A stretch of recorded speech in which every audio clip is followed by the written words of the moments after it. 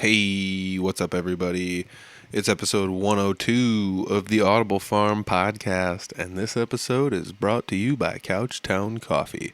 Couchtown Coffee is roasted right here in Iowa, and each order is made specifically for the order. So if you order coffee from Couchtown, they roast coffee specifically for you and then ship it to your house. That's amazing.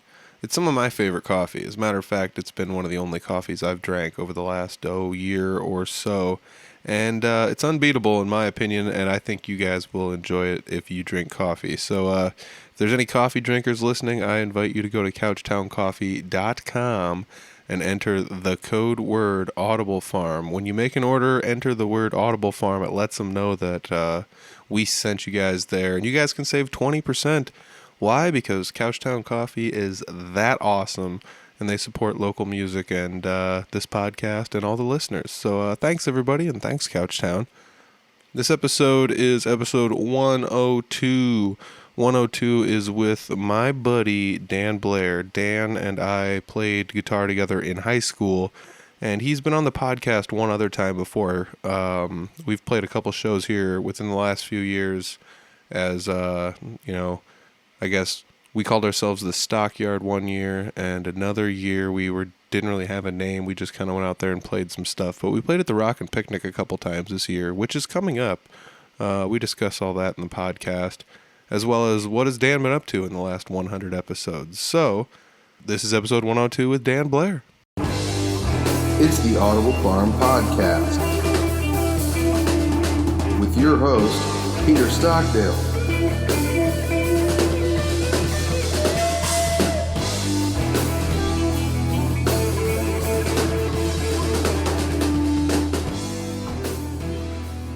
All right. What's up, everybody? Sitting down today with Dan Blair. Dan Blair, it's been 100 episodes. 100 episodes since you've been on the podcast. Yes, it has. You were one of the first people I interviewed, and a lot of that has to do with the fact that had it not been for you, I probably wouldn't be playing as much guitar as I am now. I mean, there was a point in time where you and I were kind of just like trying to figure out what was going on with the guitar, like how do I perfect this a little bit? How do I figure out what's actually going on, That was purposeful, by the way. What's that? Because we had both stopped playing guitar, and when I started again, I kept coming over and, hey, yeah, pick this up. Hey, yeah, play something you kind of remember, Yeah, I mean, like, it's just kind of fun to have somebody to like bounce the ideas off of, and things like that. As far as you'd learn a thing, you'd come over and show it to me, and it'd be like, oh, that's neat. I learned this thing, and we'd do something like that. Or so it definitely accelerated the process. Yeah, definitely. I mean, we would like just load up like a loop or something on a pedal or something off YouTube here or whatever, and we just play along to it. And I mean, be like, I'd play a little riff, and it's like, well, you just kind of mimic my riff, and then you play a riff, and I'll try and mimic yours, and even if they're not like perfectly mimicked, it's kind of fun to do. It's like what's the best way to say it? Like a nice way to like one up each other, constantly. You know? It's a good exercise too, because you might hear something that you didn't think about before, and then you're just like, oh, well, I can do that. Yeah. Oh gosh. I mean, that's in every single night at jam nights. I do that. Like, I'm just like, wait, what? Like, what are you doing? Like, do that thing again. Like, what is that? And I mean, it's everybody. It's so funny. And, I mean, that's one of the cool parts about going to jam nights. That's one of the cool parts about just playing guitar with other people in general, and, had it not been for you and I playing enough guitar together back in the day, I probably wouldn't have had the confidence to go, try and join another band or do the Three Finger Betty thing or definitely not do the Unity thing, like. Oh, that was a lot of work. Yeah. I mean, there was I remember you just grinding on that. Yeah, I'd just play it on my laptop and sit in front of it and just play along to guitar profiles for like hours on end. It's like, oh, I'm up to 3/4 speed on this riff, and it's, I mean, it's tough. It's never easy playing someone else's riffs or anything like that. No. It's so much easier playing your own.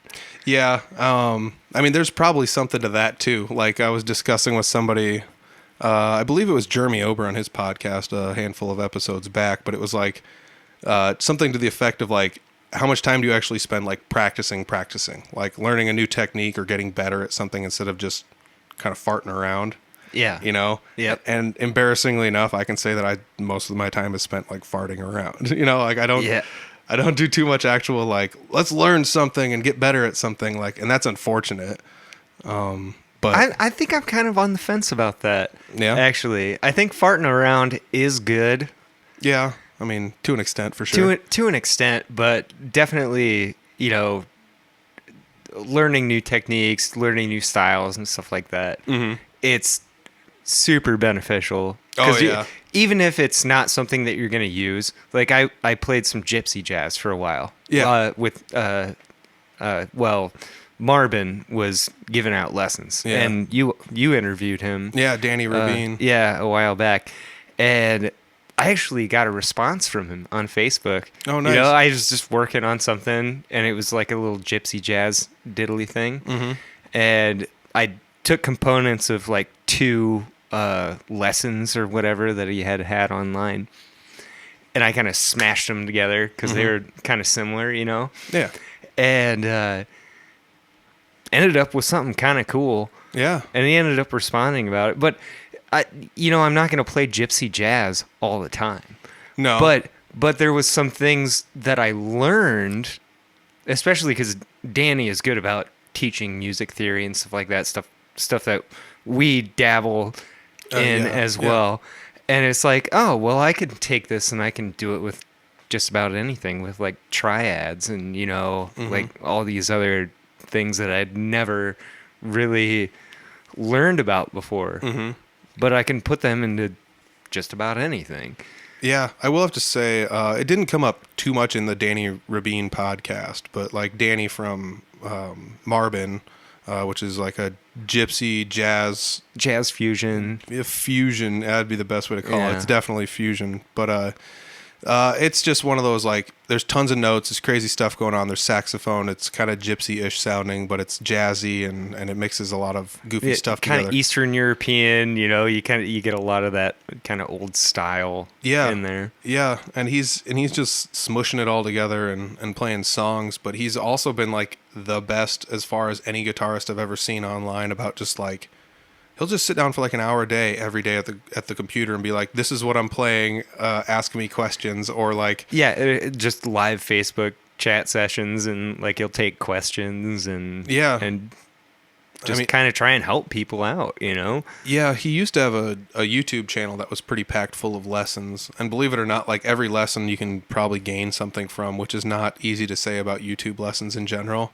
Like, I don't know. You're probably just like me where you're like, I want to learn something. You go on YouTube and you got to like hunt through about 30 videos before you find something you actually... They're just like resonates. going so slowly through it. And Or I'm just like, just play it a couple times and I'll get it. Or too fast is the other thing. Where it's just like, yeah. okay, I'm playing this thing. What it is, I'm going from Lydian to Mixolydian, and I'm doing it mid sweep. And you're like, what are you talking about? Like, you lost me. Like, I can kind of get this if I try, but at the same time, I don't want to have to sit down and do math to figure out what somebody's doing, because it's not second nature to me yet, you know?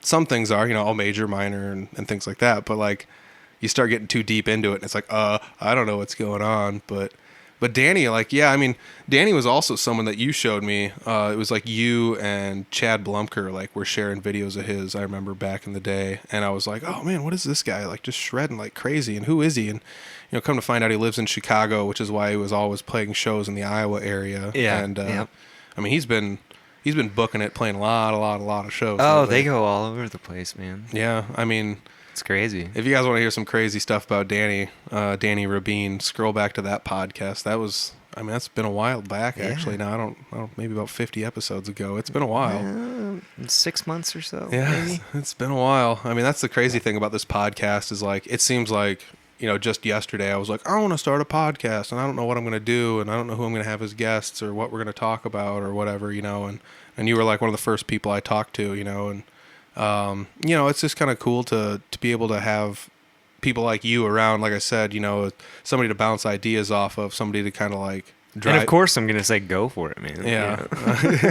But, you know, just someone to help drive you to do more with what you're doing, you know, like I was just like you know, we just, for the most part, quit playing you bought an acoustic and started playing some shows up in the Algona area, and that was pretty cool to see you doing that, because I mean, when we grew up, there was only like 4 or 5, 6 of us that played guitar, like around our little group of people. Yeah, in the area. And for the most part, there's only a couple people that did anything with it after, like into adulthood. And that was like Clint and Kevin, and I've interviewed both of them. But, as far as you and I kind of just stopped. And I don't know what caused us to stop, but I think it was kind of life, Life was just rolling on, and we had to figure that out because we're freaking teenagers, you know? Yeah. Every teenager makes amazing decisions all the time, just like we did. No, no, but seriously, it's just weird that like life kind of led us down those same roads where it was just like whatever we had going on, it was just like guitar took a back seat. It wasn't important anymore. And it was important, but it wasn't something that we were like grinding on every day. I'm not going to play shows. I'm going to pursue this. Yeah, and then. Out of nowhere, I like started going to some of your shows up in Algona. You would do like open mic nights, or it was just like Dan's playing on Thursday, and just swing up and see Dan play, and you would just go up there and play for a few hours and take little breaks here and there and hang out. And it was pretty fun to see you do that, and it was kind of one of those things like, man, I wish I could do this, like, and it's not that I couldn't. No. I just didn't take any time to do anything with it to get any better. And that was one of those things where it's like, I want to do that. I want to do what Dan's doing. Dan's doing something cool. I want to do that. That's why I purposely kept, coming over and being like, hey, yeah, play a little. I'll play a song. Hey, you play a song now. Yeah. I mean, we haven't played too many shows together, but we have played a few shows together since then, so which is kind of cool. Yeah, but we jammed a lot. Yeah, I mean, it was really cool to just like have you around to kind of like. It was almost like it comes back to that like friendly competition thing. Like it's just like, I want to do what this guy's doing. This guy's doing something that I think's cool, and I want to try and do that. And having you around to play, and eventually to the point where like I was driving up to Algona with my stuff and playing up there with you sometimes, and sometimes you'd come down here and play. And I mean, even on a rare occasion, we would get our old bassist to come play and hang out with us. And that Good was old Tommy boy. Yeah, that was tons of fun. I always figured like if any of us was gonna try to keep playing, he would, but he ended up, if any of us had anything going on after high school, it was him. He joined the military and did stuff, like traveled the world and was actually busy to a point where he couldn't play. But, I mean, I'm trying to coax him back into playing. I think it'd be fun to have old Tom Hanrahan playing bass again in some form or another. I think he'd be good at it. Yeah. He was good back in the day, so. Yeah, and I mean, that was just the thing. Like back then, I don't think we realized how good we actually were. I mean, we weren't technically like proficient at all. No. Like it was more or less you and I were memorizing tabs and then being like, how do they do this? How do they know? And it's like, well, it's in this key, and you're like, I don't know how they do it. Like we didn't know what was going on. I took a music theory class from your dad, at school, and was like, oh, I'm starting to kind of finally figure this out. But that was also about the time I quit playing the guitar too, ironically. Yeah. And then when it came time, ironic. like 10 years later to like pick it back up, it was just like, what was all that stuff Dan's dad taught me? I got to try and remember all this stuff, And I remember enough. Which is hard to do. Dude, After 10 years. Your dad did such a good job of explaining music theory, because it was like a class that was offered there at the school that they offered, and it had like 4 people in it, three or 4 people in it. So it was very small. And none of us played piano or anything. Like we didn't know anything from anything, And it was just like, this is how you make a scale. I mean, he went from the bare bones, like all the way down to the bottom to the top, and to the point where we were like composing things with multiple lines. Half, whole, half. Whole. Yeah. Yes, there's your major. Yeah. Yes. Whole, half, whole, half. But yeah, and I mean, like, even as far as that, like learning that and knowing that, and then realizing that like, oh, minor is just, what would it be, the 6th? Doo-doo, boop, boop. Yeah, it'd be the 6th. If you start on the 6th and go to the next 6th, then you're actually in the minor key. That is the relative minor to the major that you're in, and all this other stuff. Yeah. And it's stuff that's like, I mean, obviously you and I still aren't completely proficient in. No, I wouldn't say that. But we understand it now, and that's something that we didn't have beforehand, and that's something that you and I like pretty much just learned on the fly in my basement. Yeah. Like that's wild. And like to be able to do that and to get good enough to the point where like I joined a band in Des Moines, and I could just like fit in with them, you know. It was like, oh, I could figure out what key every song's in. I can figure out like if I want to add solo-y bits to it, what I have to do with what, Yeah. whether or not I want to just follow the key directly or kind of just grab the chord I'm using, because it's very basic and easy, but it's like that's the easiest cheat around doing stuff like that, to add Yeah, a small playing lead. in, Yes. as they call that. Yep.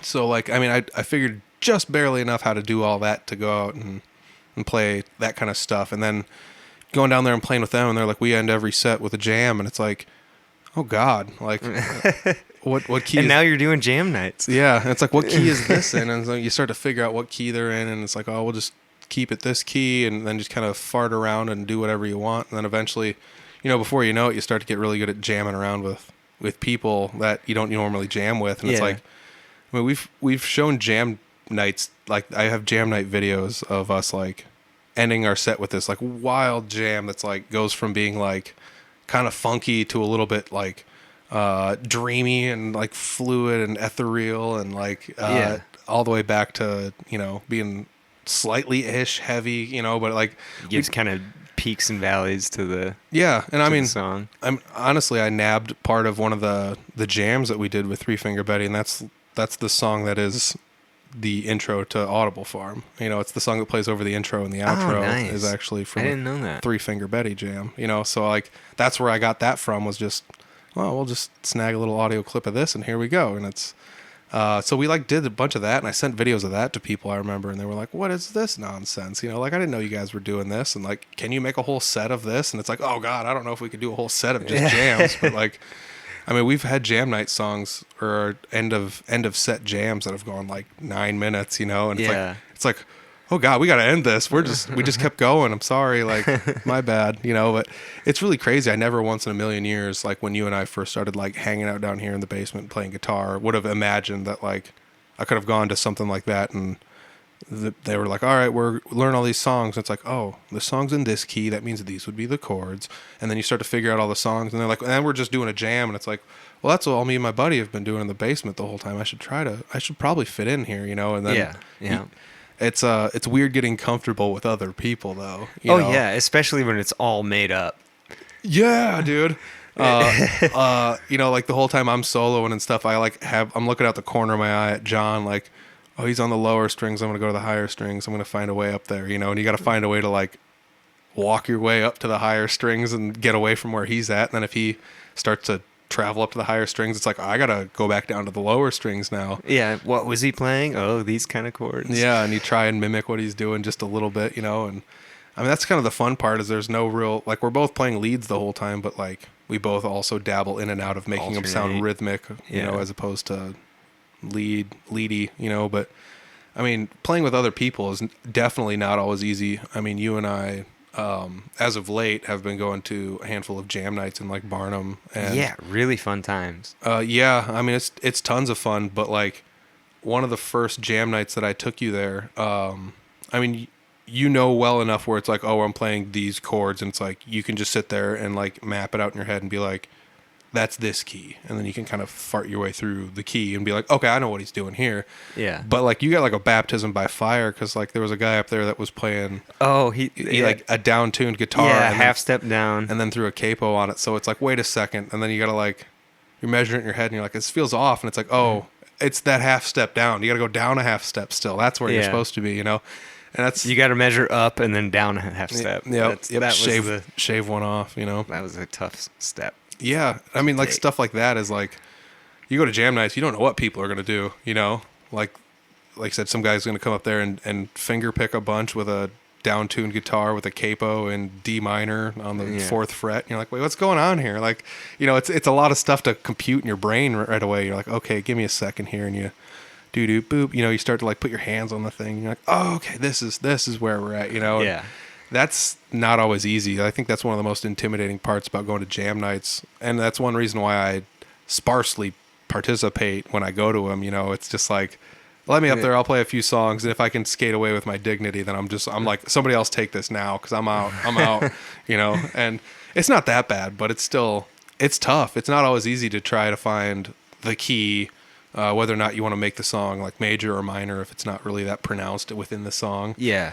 But Or like I'm just really playing two chords, so it could be this key or it could be that key. And, yeah. And I'm half step down and I'm using a capo, so Yeah. you figure it out. Yeah, exactly. Well, I mean, there's a lot of that though too. There's a lot of singer-songwriters that don't know keys. You know, they figure out certain patterns they like and places with capos and things, and they're like, it's like, what tuning are you in? What key are you in? And it's like, meh, I don't know. You know, and that's Figured out. That also adds to some of the fun, which was one of the like most mind-blowing things. I like mentioned Brad Hofing in one of the last podcasts, but like Brad Hofing's bassist, he'll get up, I mean, he plays the whole night, like literally almost never ever stops playing the bass at every jam night. Why? Because he's like, nobody else plays bass at jam nights. But like, he'll go up there and just like, what are you playing? What key is it in? Like, he'll just like look at whoever's singing and stuff and just be like, all right, here we go. And he just on the fly has to play every single song, and Yeah. it's pretty wild. You know, I don't know. It's not like impossible, but it's wild that he can do that. You know, and very rarely mess up. One exercise that I used to do a lot more than I do now because I've kind of figured it out in a way. Mm-hmm. But I used to just like turn on blues radio on Mm-hmm. Spotify. So who knows what I'm going to get, Mm-hmm. you know? And I'd have that playing, and then, I'd have my guitar and I'd listen. Maybe plunk a couple notes out. Okay, we're here. Mm-hmm. And then just go. And then, the song would change. And it'd be something completely different, something that, I might not have ever heard before. Mm-hmm. And it's like, okay, well, we got to get in this one. Mm-hmm. Let's find out where it is. Okay, it's here. Mm-hmm. And it was just a nice little exercise if you're ever, interested in, getting better at jamming. Yeah, I mean, a lot of that just comes down to figuring out what key the song is in, for the most part. Yeah. And that's honestly like that takes practice too. I mean, you don't have to do it by ear, but it's not easy to do even if you can see what the person's doing, Yeah, You yeah. know? So, I mean, that's something that takes a lot of practice. It takes a lot of doings to do, and like, I joined Three Finger Betty. I played a bunch of shows with them and things like that. And, Jeremy had asked me to be like one of the host musicians at a jam night with him. And so like that is Jeremy used to host a jam night and he'd have a full band. Yeah. And in order to do that, he has to find people that are willing to play the entirety of the night if nobody else wants to go up there and play.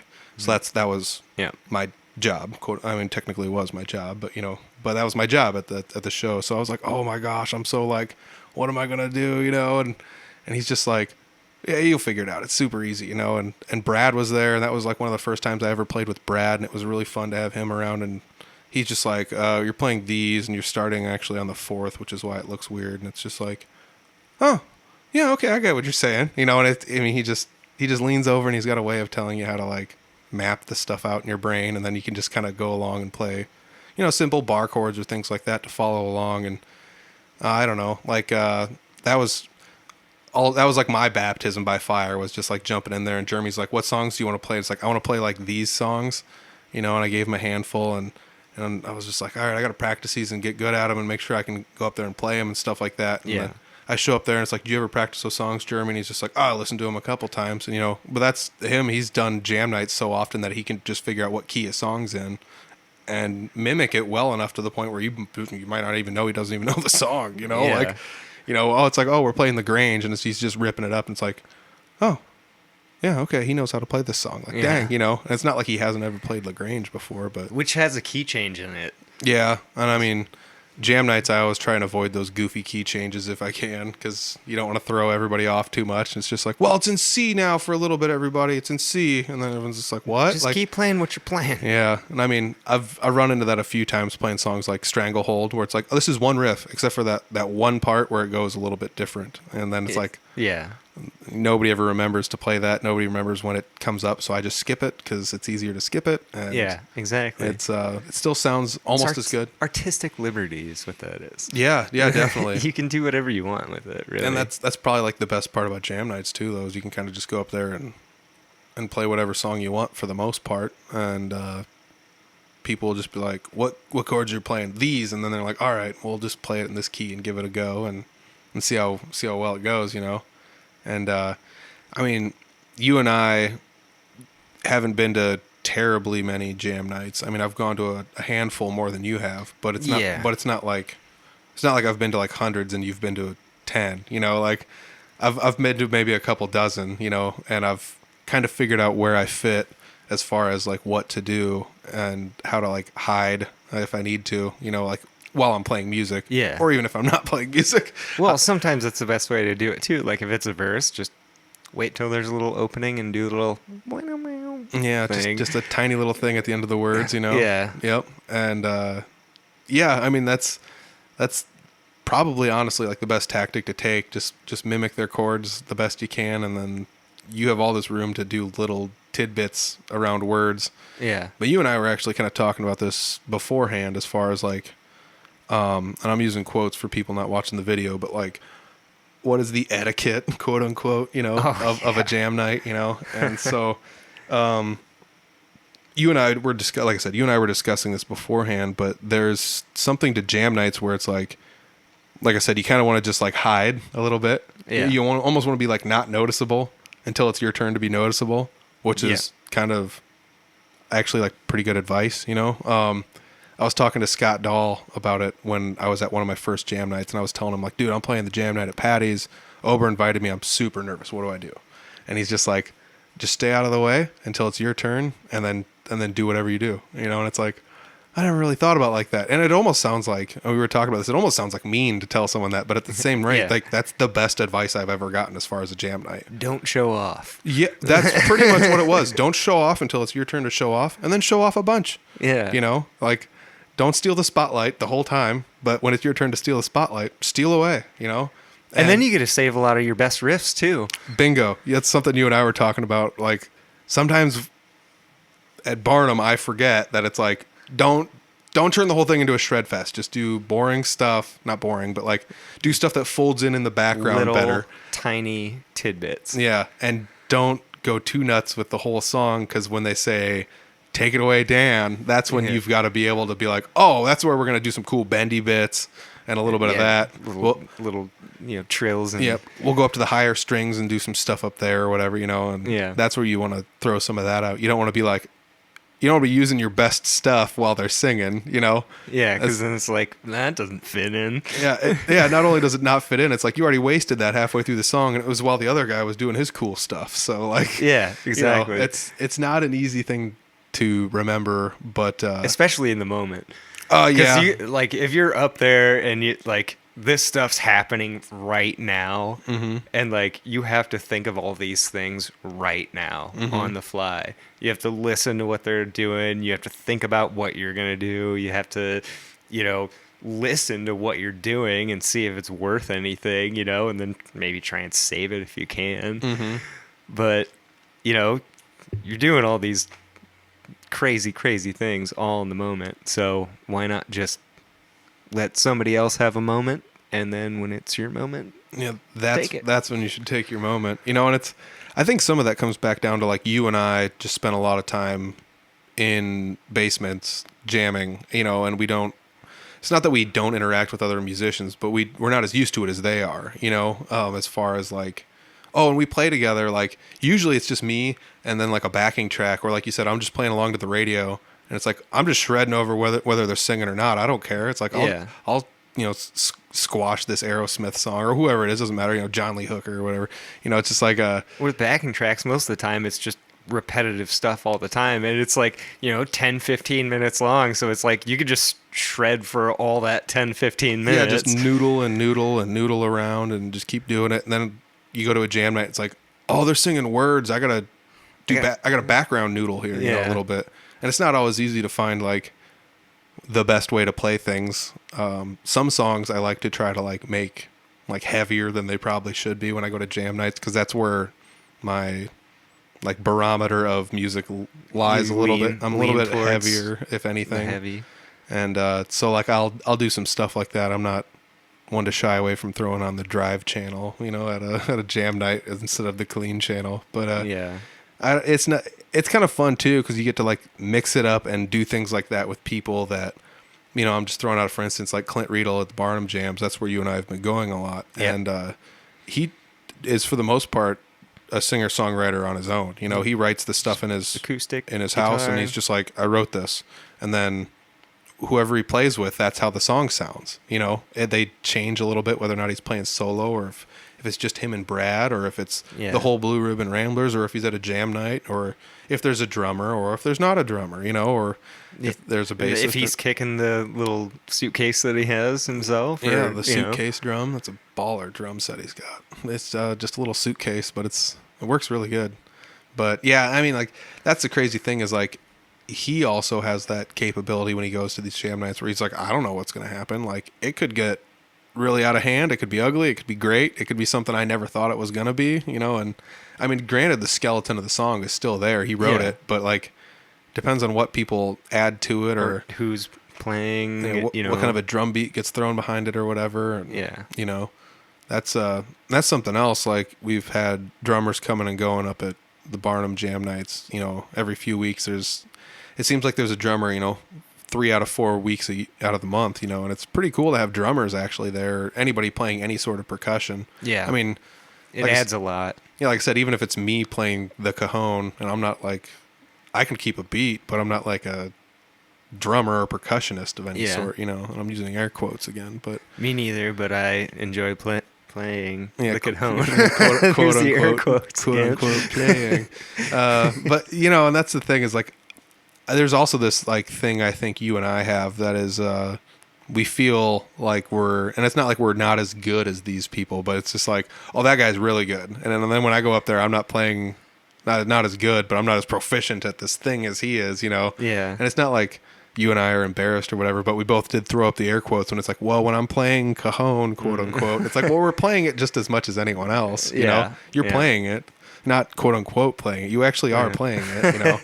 And there's something to that too, where like, a lot of what I had was like, I don't say like I had confidence issues with playing, but like, you know, I've discussed that in the podcast a little bit here and there. And even even in this podcast, when I was talking about like hiding at jam nights, or like you play and you're like, I did just good enough. Now I need to get the heck out of here so somebody else can play. And then you're just like, I did good. Now I'm done.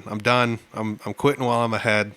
You know, it's like going. I don't want to embarrass myself after this. Yeah, it's like going bowling, throwing a strike in your first frame, and just being like, "Woo!" and just walking out. 300. Like, yep, I was on my way to a 300, and then just like, how'd you finish the? You know, it's like I didn't roll any of the other frames. Doesn't matter. Like, and so that's kind of where I'm at. But I mean, I even took a stab at doing what you were doing up in Algona and playing like a solo show.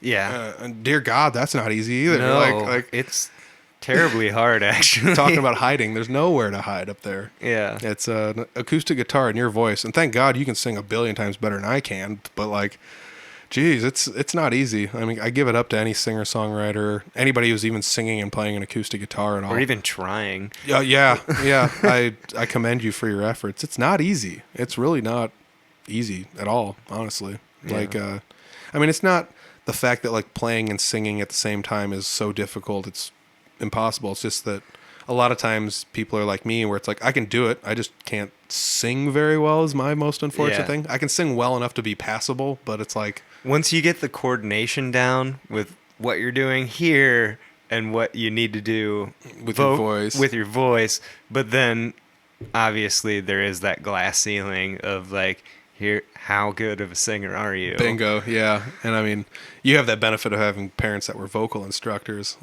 whether or not that's a benefit, but I mean, it helped you out definitely with your singing for sure. You know, you wouldn't be as good of a singer if your parents didn't sing ever, you know? Like, yeah, probably. That's true, you know? And it's not like you guys were like the Von Trapp family, like no, sitting around a piano singing like Edelweiss and stuff, you know? But you know, like, it's really cool. I mean, you had a musical family, and I've always kind of like looked up to that, you know, and you've had this innate musical ability that is like somewhere inside of you that just like comes out, you know, and it's really neat because like I said, you and I were talking about this forever ago, and it was like I feel like I have to work so hard just to get like only so good. And it's not that other people don't have to work hard to get good. Yeah. Because you definitely still have to practice regardless of how naturally talented you are. But like, I feel like you probably have a better ear for it than me. Yeah, actually, when we started playing guitar again and started learning music theory and stuff, I actually went to my parents and I was like, hey, give me the first, fourth, and the fifth chord of every, you know, major key. Because I've, that's the 1-4-5 kind of golden triangle. Yeah, There's the air quotes That's again. what everybody uses is the Yeah. 1-4-5s. And they're like, no, we're not gonna tell you that. And I was like, well, why not? And they're like, you already know it. And I'm like, what? I know this already? And they're like, yeah, A. Okay. What's the next one? No, if you're asking me, it's ADE. Yeah. Yep, ADE. I mean, once you figure out the formula on a guitar, like the guitar is not built to be very easy to understand like a piano is. But once you figure out the patterns, you're just Yeah. like, well, it's made for your hand like this Yeah. instead of your hand like this. yeah. I on mean, a like, piano. well, the piano's awesome because it's like every octave. It's just like, well, it's like they're color coded and they're patterned and they just change every this Yeah. one's an octave and this one's the next just next octave and Whole with- step, half step, whole step, Yeah, whole step, yeah. whole step. The half black step, keys whole are the half steps, and the white ones are the whole steps, and blah blah blah. I mean, it's so easy to understand that if generally speaking. But then someone hands you a guitar, and they're like, "All right, now same thing here, except not quite. Like every Yeah. 5 frets, it equals what the next string would be open." And it's like, wait, okay. and then hold you on a got sec. this one that's a half step back, Yeah, so figure it out. Yeah, and that has to do with like the circle of fifths or something. Like Yeah. it's this big to do, and it's just like, oh, this doesn't seem like it's so easy. But once you start to figure out, like, oh, here's the 1-4-5, and then it's just like, oh, GCD, Yeah. it's like, oh, EAB, and then Yep. you start to like, after a while, like the shape is like in your brain of like, oh, it's just this one, and then the one here, and then the one a F, couple B over. flat C. Yeah, yeah, definitely, that would definitely work. But I mean, like you said, it's just you just start to figure out the patterns, and that's something that takes a while to get used to. And I don't know if that's something that a lot of people shy away from, or like the issues people have where they can't figure out what the patterns are. But like, I started noticing patterns by playing. You can play too much of one musician, I feel like, and you start to figure out the patterns they use, even if you don't know like what keys are and things like that. Oh yeah. And then you can pigeonhole yourself. Like, well, I fit really well into the way that this person plays, and they only play these, shapes Yeah, and these things these for the most- things. yep. And it's like, well, I'm just gonna play this here now, and I don't care about anything else. Yeah, and that's tough too, because I mean, like, just as well as I do that, like, after high school, like, pretty much all I played was like Megadeth riffs. Like, it was just like, Megadeth's so cool, let's play all the Megadeth songs, and you're just like learning all these Megadeth songs. It's like, this is really neat, and then you realize like, oh, it was just minor pentatonics the whole time, just played like really fast for the most part, and like, Adding in half steps and Yeah. trills and shit. Yeah, I mean, for the most part, everything's just straight cut forward, like pentatonic or blues scale. And that's it. Like almost never deviates from it. Like almost none of the riffs deviate from it. And it's like you start to figure out, like, oh, Dave Mustaine like figured out what worked and just drove it into the ground. He just wrote it until he couldn't write it anymore. Yeah. And I mean, there's stuff that he does that's more complex than that, obviously. But like Metallica's kind of the same way, and AC/DC's kind of the same way. And you and I came to find out after over the last couple of years that like there's a decent hunk of Ted Nugent that's like that, and Oh, like, yeah. and you can just start going into these. I mean, this is obvious stuff to some musicians, but like to other people, they don't know any more than the Man on the Moon. But you can kind of figure out that like, oh, they're just using a recycled pattern of sorts that they didn't use beforehand, and it's just kind of cool to have that be a thing that you can actually like notice that you might not have noticed beforehand. Yeah, it's just a different rhythm. It's the same pattern of notes. Yeah, and I mean, when we started like learning scales and things like that, I started like realizing with a lot of blues songs, it's just like, oh, they're in the box on this one, and then they're like, oh, and then they're just going to the next box, and it's like a lot of, Yeah. I don't want to say like dinking around in the box like on the guitar, but like that's a huge hunk of blues is just basically that with little tiny bits of Yeah. half steps and bends and things thrown in there. And that was one of the coolest things I realized was like, oh, there's patterns to almost all this stuff, and you can kind of start to recognize what they are once you start to learn what scales are what, or if, oh, this is in major or minor, what's the first note you're playing, if that's probably more than likely the key you're in, not always, but you get those kind of things that you can kind of figure out, and you're like, oh yeah, there's a lot of ZZ Top that's kind of this-ish way, even if It's right here all the time. yeah. I mean, like, as far as like learning music from like musicians, did you ever like spend a lot of times like learning one musician's stuff or like one band's stuff. Like, I mean, you've always been one to like pick out goofy songs from different ones, but like I don't know. I have been accused of that. So Just like picking out songs that aren't necessarily popular, but it's just something I enjoy this song. It doesn't matter if it's, you know, top Billboard or, you know, anything like that. It's more of personal taste if I want to cover a song. Is there any bands that you were just like, I know like 7 songs by Oasis or something like that, you know? No. Like, or, probably 3 would probably be the highest number of any band that I've ever, you know, like, oh, here's the band. You know, I'll learn 3 songs of theirs. Or Oasis, I'll learn 3 songs of theirs. Or the Beatles, you know, I'll learn like 3 songs of theirs. But I've never really racked up those numbers super high on any band ever. Because I just like playing so many different things. Yeah, I mean, I guess there's a few bands that I obviously did that too. I mean, I mentioned Megadeth earlier, but like Iron Maiden would be another one. I just spent like too much time learning Maiden riffs, and it's not like it's wasted time, you know. You're just like the song. Yeah, wasted years, but like it's not like you're wasting your years, but you know, you're living in the golden years. No, so that's Maiden. That's some Maiden there for you. But like, no, it's pretty crazy because like it's not like you're wasting your time, but like you said, you can find yourself starting to like fall into that and not be able to like deviate from it, you know. And and Megadeth surely was one where it's just we were talking about just noodling in the basement, and not actually learning stuff. I'll just hammer out Megadeth riffs for like an hour and be like, oh, I didn't learn anything. I was just wasting time. And it's not like you're not wasting time, but it's. You're just reading the notes off the page and you have no idea what it means. Or it's just something I already have memorized and it's just like, well, I know that these notes all sound good together. Let's reorganize them a little bit and make a new riff, you know? And then it's like, I can't recall a riff I played today to save my life. I'm not built like that. Even if I play something that I'm like, this sounds good, and I never remember. I never do. Yeah. And I don't know. Is that ever anything you have like run into? Or I have run into it on occasion. But a lot of things that like I like that I've done, I'll either try and record a snippet, you know, a little snippet of it, you know, whether it's just this riff or whatever. So then I can see myself and I can hear myself and then I can recreate it. Yeah. But yes, there has been plenty of times where I've just played something and been like, this is awesome. And then like practice it for like the rest of the night. And then I wake up the next day or whatever and just be like, how did that go? I don't remember any of that. And I'm sure like that was one of those goofy things I saw with like comedians and musicians where like comedians could think of like the funniest thing ever. And if they don't write it down, like even in a general premise, they're like, I don't remember what that was.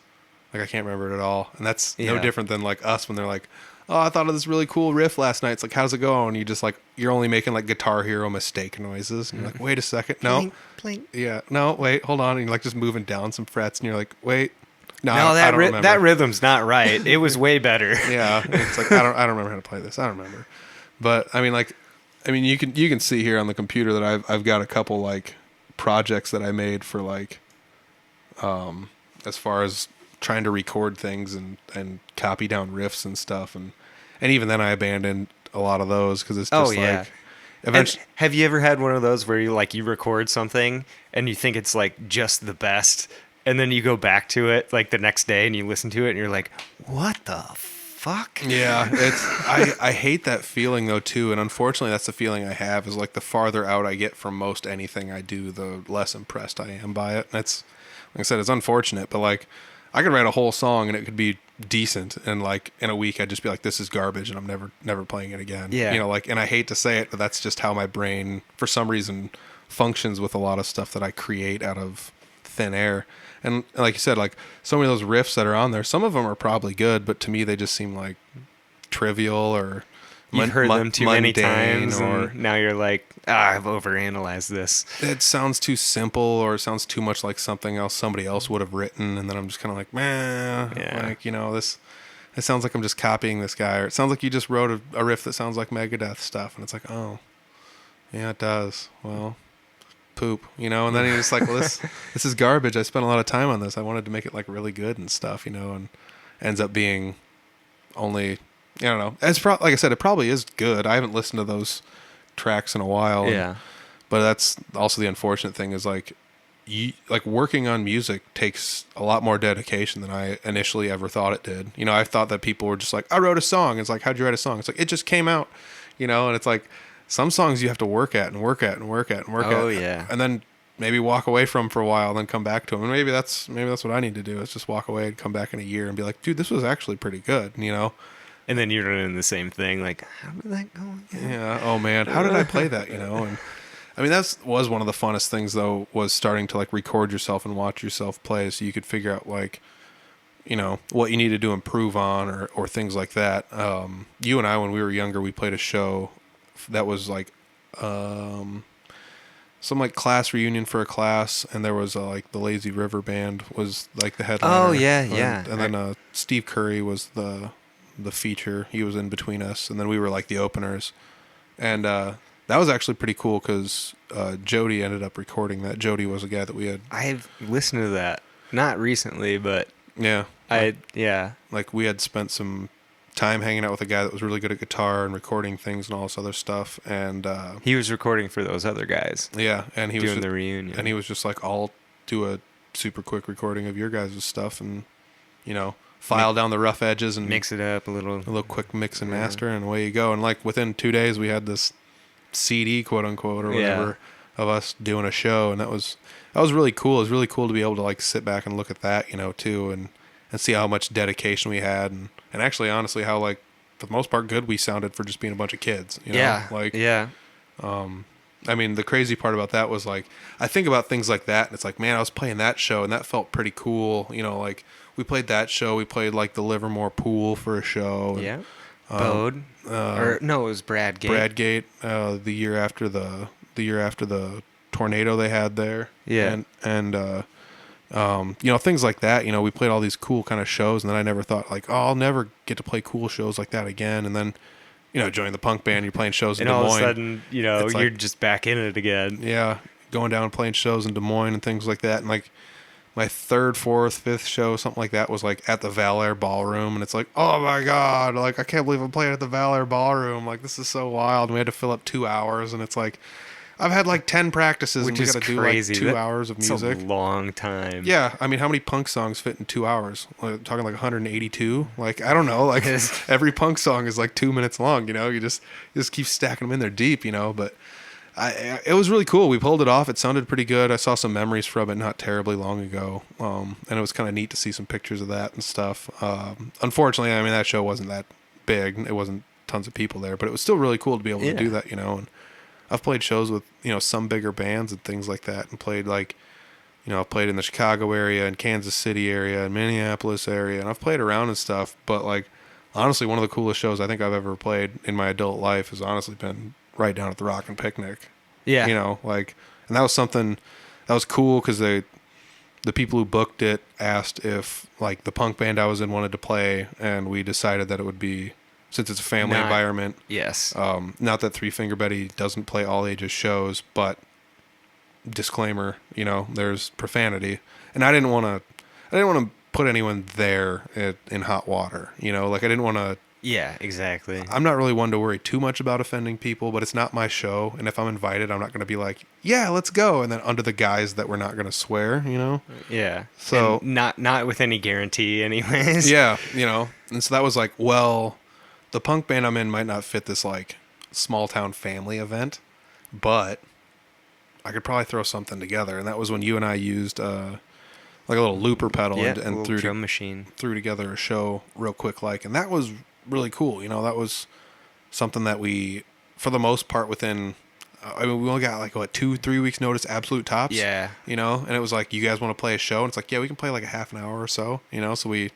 banded together 5 songs that were pretty easy with some sections in them where we could solo and jam a little bit, you know, and easy loop with the drum and the bass, and yeah, we just kind of keep chugging through it. Yeah, we pretty much just hunted down like 5 or 6 songs that were one riff on repeat. Even if it was Yeah. kind of a longish riff, it was still one riff on repeat, like going down. It's like a 12-bar blues on repeat, you know. So it's not really like a riff that's repeated over and over again, but it is, you know. And I mean, that was really cool to be able to do that, because even though we were the openers the first time we played, and it was, you know, not full, there were still like 100+ people there. Like, Yeah. and it's like one of the bigger crowds I've played in front of is down there, because the next year we got to play.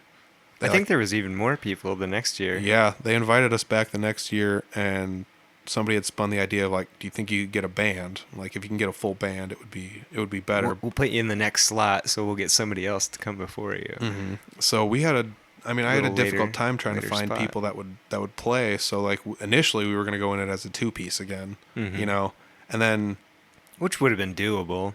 about a month beforehand, I was like, I found some people that want to play, you know, like we had 5 practices. I think we got before, I think it was less than that, actually. I think it was more like 4. but yeah, I mean, we got like 5 practices in, and played a show, and it was you and me and Nick Earhart, who plays with Riddled with Class. I mean, that show that we played, he even played with the opening band and didn't know any of the songs, which is pretty because their baller. bassist didn't show up. Yeah, I don't know if they had one or he was sick, or they don't know. I honestly don't think they had one yet.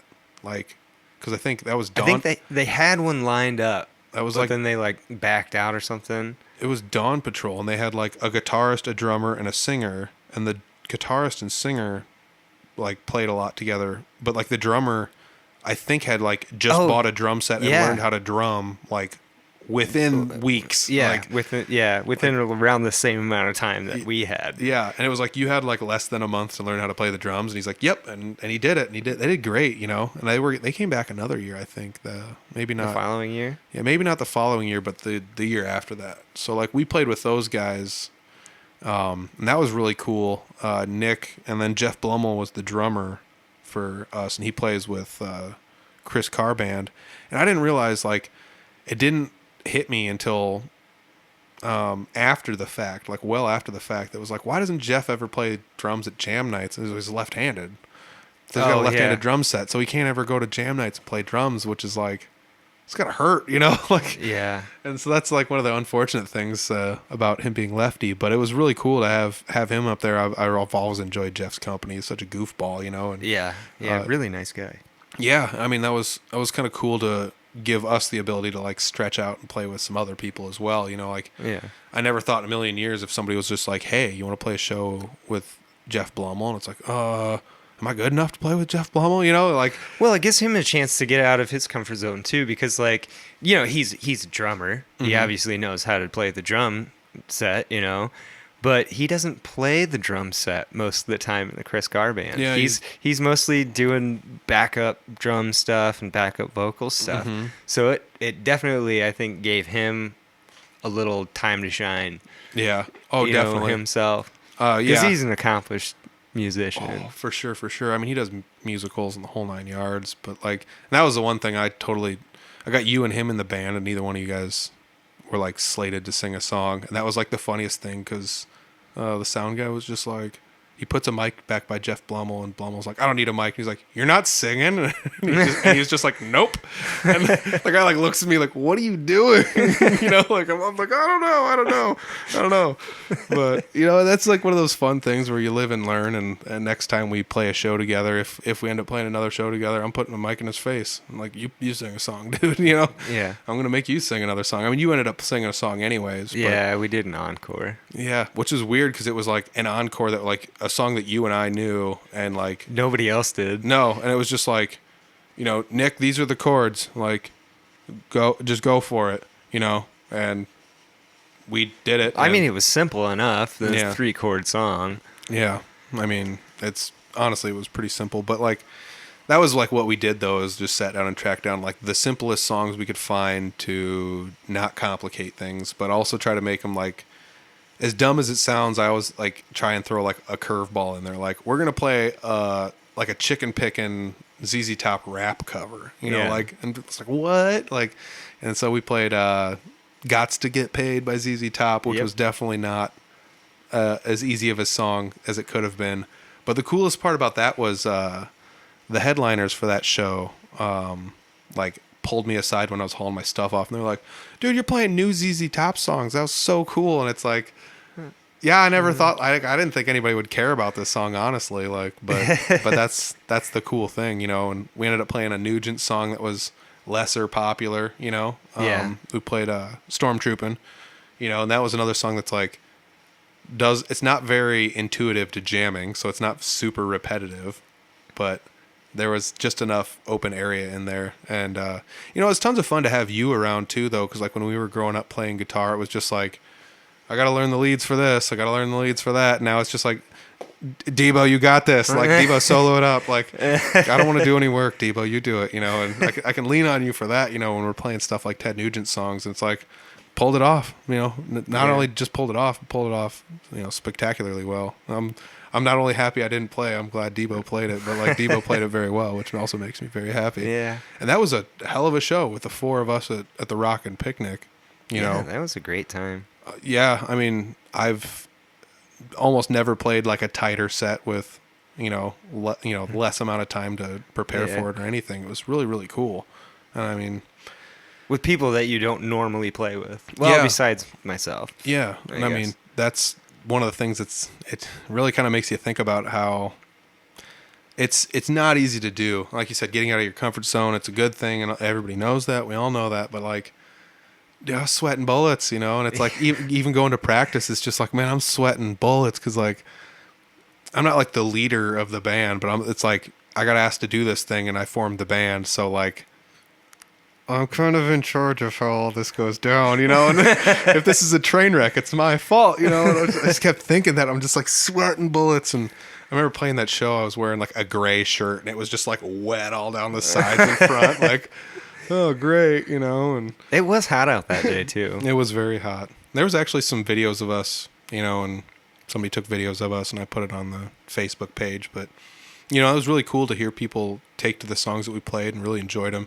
As a matter of fact, you and I hauled all our stuff away and we're walking around at the show there, and we were even approached by some people. It's like, what's your band name? How do I get in touch with you? I want to hire you for shows. And it's like, this is our first show. Like, we got together 4 weeks ago, and we're not even a band. Yeah, we learned like 5 songs in a month. Like, honestly, the idea for the band that I had was just like, if I get asked to play again, it gives me the opportunity to like have you guys play, or just have anybody else who wants to play go ahead and play. You know, it's kind of the thing of just like revolving musician band, you know. I mean, it was beneficial to like have that, but it was also kind of detrimental when people were like, you want to play this show? And it's like, oh no, we're not a real band. I mean, no, we're a real band, but like, I mean, like we're physically real. Yeah, the stuff we played happened. We did that, but it's, you know, we're not. We all got our own things going on at the point in time. That's what it was. I was in a metal band. I'm in a punk band. I'm starting to do a podcast. I was school and working and all this stuff, and Jeff's doing Chris Carr band and Cosmic Brownies and stuff. I mean, everybody was doing stuff. So it was like, I don't know if anybody else really have any time for this, but that makes me wonder. Like, are you ever going to fire up the acoustic and start doing acoustic shows again? Or I've thought about it heavily. I mean, I almost guarantee you that the Junkyard would be more than willing to have you on a whatever night just to fill in some sound, you know. I like, you know, you'd have to work on them with pay, but like it's still one of those things where like I guarantee you that Ashton would be more than willing to be like, yeah, you want to play like one of your first shows back in years, like go ahead and try it here, see what happens. Yeah, you know, and you post up there and Friday night or a Saturday night, you know, he's not against having music out there. So, well, I got that powered Mackie speaker and it works, you know, and I have all the other equipment that I need too, just for like a small little gig, you know, whether it's acoustic or, you know, throwing up some backing tracks and playing leads on some kind of backing track, you know, easily done. Yeah. I mean, when I played my acoustic show, that's all it was just playing acoustic and singing songs. And like, if I found a song that was repetitive enough, it was like, oh, I can just loop this acoustic and then sing.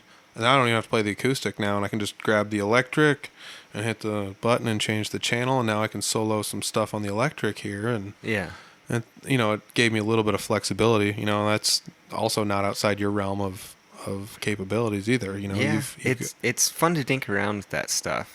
on your own, and then you kind of like build on it. Like, okay, I know this song, and how can I take this from something very small and simple and kind of build it up to the point where it sounds like, whoa, like I'm filling the room here, Yeah. and it's just a basic loop and myself. You know? Honestly, that's what Jesse Wilson does. Since he doesn't have a band, he relies on looping, and it's crazy to watch him go to town on that thing. He's comfortable using it, Yeah. I remember when I was using mine in front of a group of people, I was just like, I don't know if this sounds good. Does it sound like crap? I just get so nervous. I'm sweating buckets, and I don't remember who was at the wine walk that I was playing at, but the guy that was doing the bartending or whatever there. Yeah. Like, I took an intermission, and my intermission was just a looped track of like GCD, just something simple. And then I just walked around and played leads over top of it while talking to people for 10 minutes because it gave me a chance to like not think about what I was doing, and I can just noodle nonsense for a while, Yeah. You can too, and so it's just like, thanks for coming, and you play a couple little doohitties, and then you're like, oh yeah, so what do you got going on today? And then you just play a little bit more, and I was just like, man, I don't know if this sounds good. I don't even know if this is cool to have this be like, take a break and, still play music. Probably should have just put something on my phone and let it play so people could enjoy it, but I remember going to talk to the guy that was like tending bar, and he's like, this is really cool. This is really cool. And I'm like, really? Because I'm like super nervous. I'm sweating so bad. I don't know if any of this sounds good. And he's like, nobody else here knows how to do any of this. And I was like, it's like, I never thought of that, and it never crosses my mind, and I mean, there is some form of judgment you can cast on music, even if you don't know how to play it, but Yeah. because it's definitely like, open to your own interpretation as far as how you want to judge it. But like at the same rate, like the guy instilled so much confidence in me to make me realize that I, probably should, just have a little bit more confidence and actually just go out and play the thing.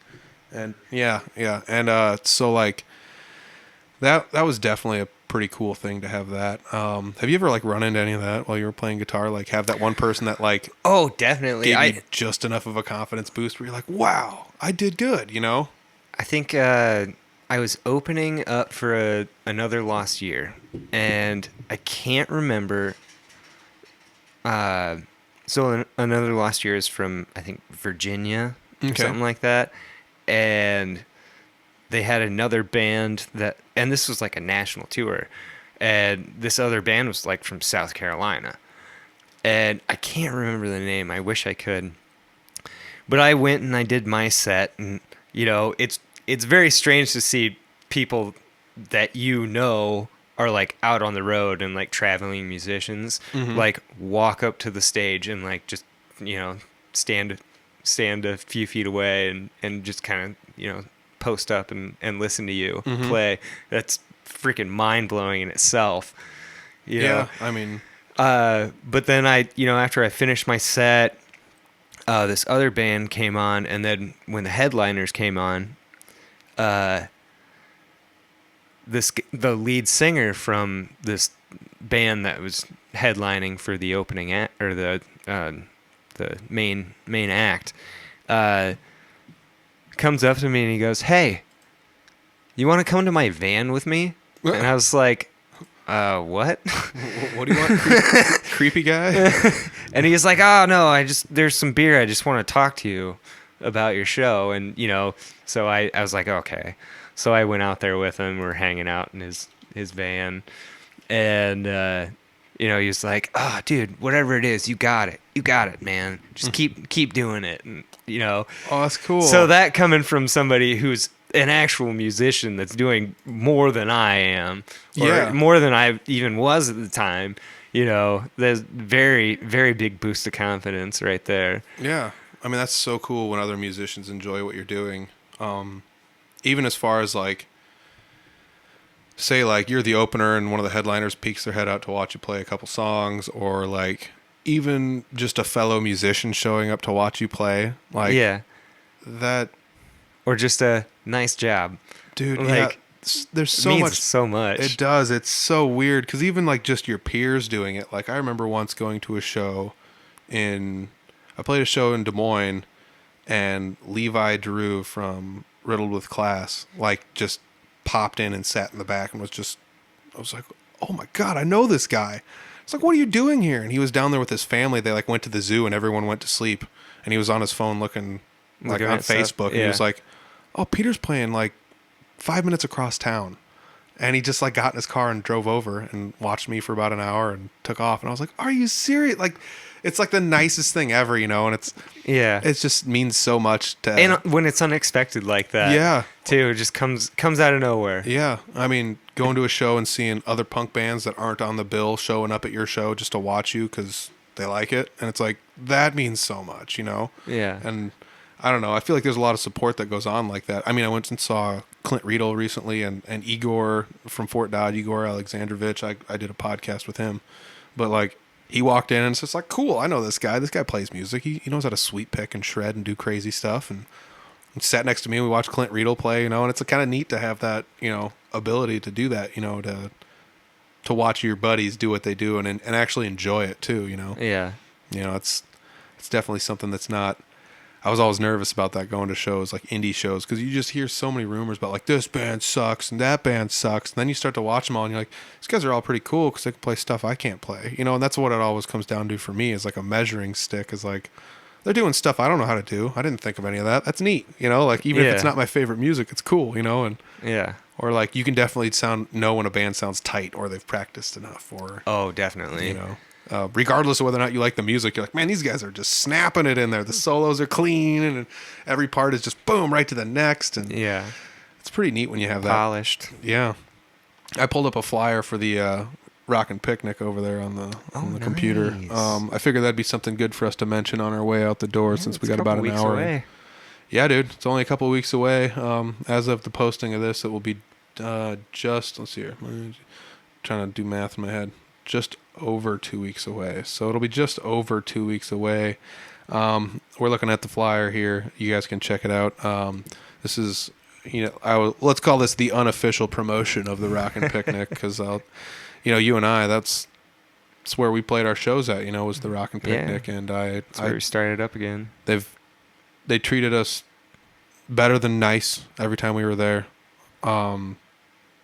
Everybody, like the people at the concession stands, everybody. We got to sign a guitar. They were raffling off. I mean, it was so cool. We were treated like both years. We were treated like one of the gang, even though we were the openers for the most part both years. So, you know, that's me saying big hats off to everybody at the Rockin' Picnic. It's one of my favorite shows every year. I don't know why I've got a soft spot for it, but I just enjoy it so much.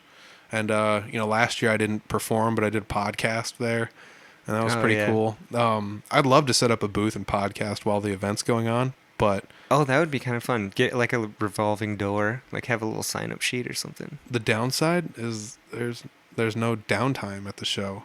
Yeah. Like, they'll set up half the stage and have somebody playing acoustic guitar in between the sets, and there's no downtime, man.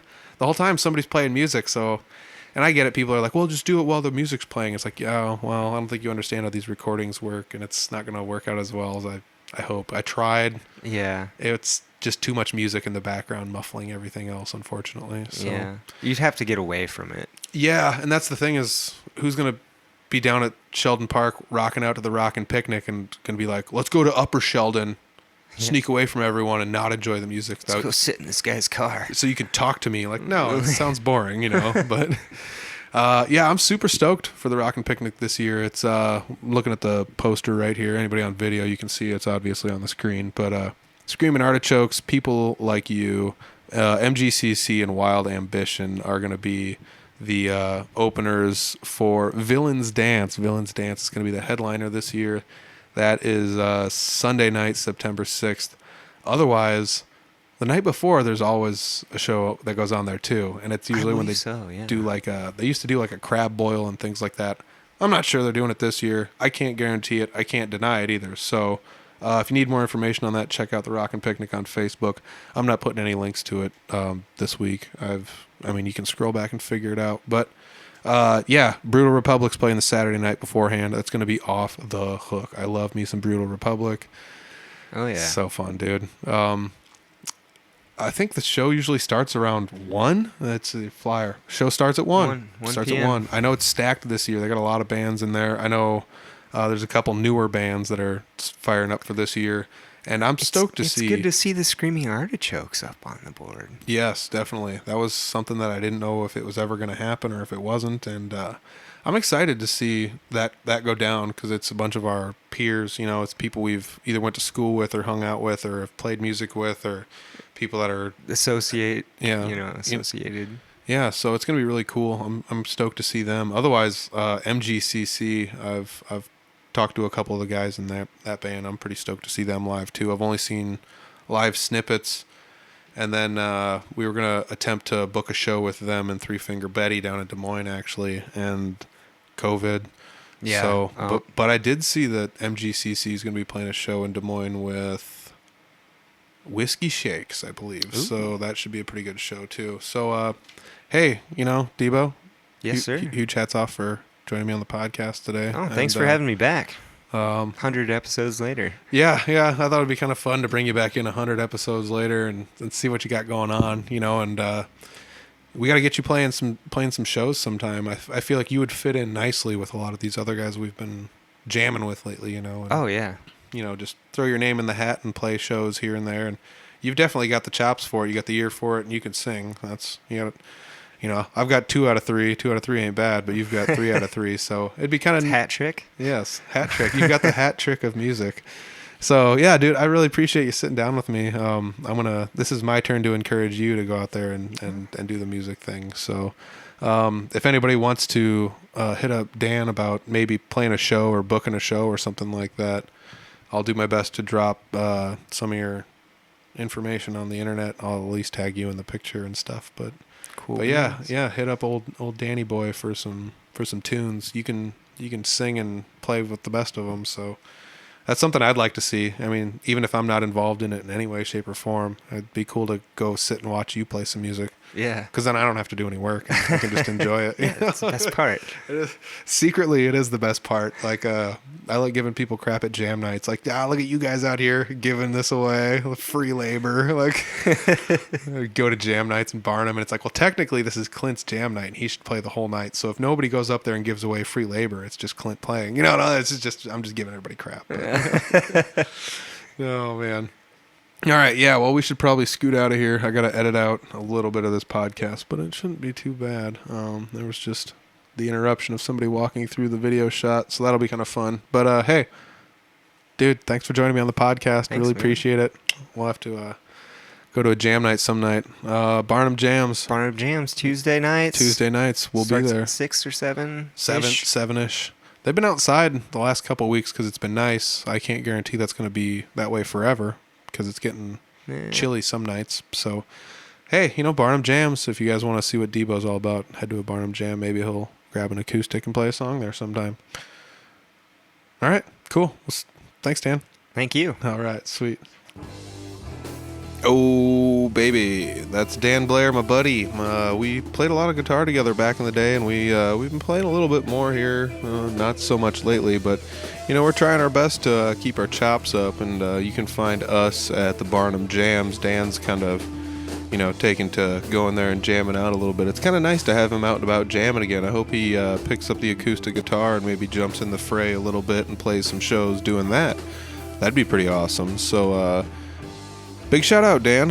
I appreciate you jumping on the podcast. 100 episodes later, it's pretty crazy. Even though we haven't played too many shows or anything together or that kind of thing, you're definitely more than capable. And if anybody's looking to see Dan Blair play some stuff, head to the Barnum Jams on Tuesday nights in Barnum, Iowa, at the Junkyard. That's where he likes to go up and jam at these days. So if you want to catch him jamming, that'd be a good place to check him out.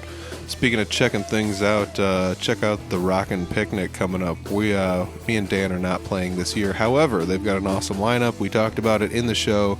Maybe I'll have Scott Dahl on to help promote that here coming up soon. He was on last year to help promote it, and I think he should probably come back on this year and help promote it again, because he knows a lot about what's going on there, and plus it's been a while since we've talked to Scott anyways. So huge shout out to Dan Blair and Rockin' Picnic. Check that out. If you're new to the podcast, we've got audiblefarm.com. That's where you can find all of the Audible Farm goodies available for sale as well as free. We've got tons of free stuff, including the podcast. The podcast is always free. It's going to be free forever if you want to listen to it. We've got stuff available in our shop as far as merch and things like that. If you guys are super fans of the podcast, you enjoy every episode, etc., etc., check out the shop. Maybe you can find something you enjoy and you'd like to wear around. That's always appreciated. Everybody that's been buying stuff from the online shop, I really appreciate it. Thank you guys very, very much. Also, we've got a Patreon page now, patreon.com/audiblefarm, and you can actually watch video versions of the podcast. And I'm just kind of new at the video versions here, but if you guys want to watch the video versions, they're available there as well. It costs $1 a month. We'll do it. That will be 12 months and about 50 plus episodes you'll get for like $12. So if you guys want to give more, you can give more. Otherwise, it's simple. It's just $1 a month, and you can watch the video versions of this podcast. So if anybody wants to do the video versions, that's where they're at. They're over on the Patreon page, so check that out.